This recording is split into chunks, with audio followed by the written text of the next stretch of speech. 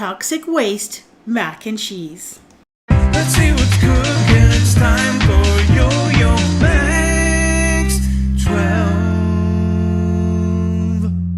Hello everyone, starting off with your pasta. It's 1 cup of uncooked pasta, whatever kind you want. I'm using the rotini pasta, and you're going to cook it according to package directions. Now this makes an actual very small batch of mac and cheese, enough for 1 or 2 people. Then I took 2 tablespoons approximately of frozen chopped spinach, and what I did is I defrosted that, I squeezed all the water out of it, and then I finely chopped it with a knife and set that aside. We're going to use that later.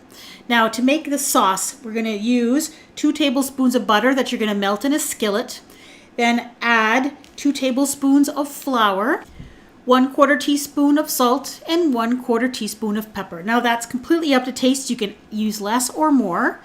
And then just cook and stir that over medium heat so it's nice and bubbly for 2 or 3 minutes. And then we're going to add in 1 cup of milk. Stir that in until the milk is kind of mixed in there, and then add the spinach. Continue to cook and stir until it starts to thicken up a little bit. And now we're going to turn this into toxic mac and cheese by adding a little bit of electric or neon green food coloring. So continue to stir over medium heat. It'll start to thicken up, and then it's time to add some cheese. I'm using white cheddar, but you could also use mozzarella. You need to use a light colored cheese so it won't affect the color, because you want that green to show through. So stir that cheese until it's all melted in, and add any additional green food color if you want it to be a little bit more green. Turn the heat off, and then add your cooked pasta, cooked and drained, to the mixture.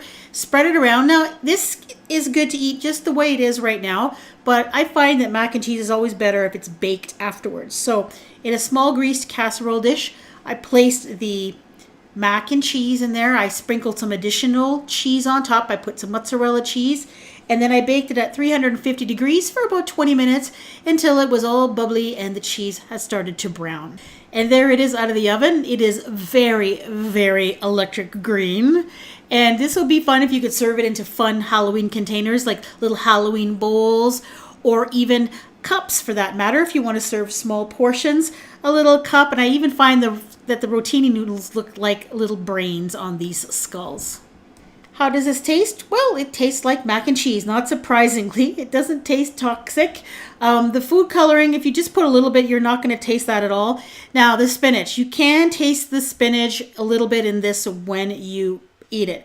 If you hate spinach, or the people you're serving it to hate spinach, then I probably will leave it out. But I liked it because it added little green flecks in there, and it made it look a little bit more toxic.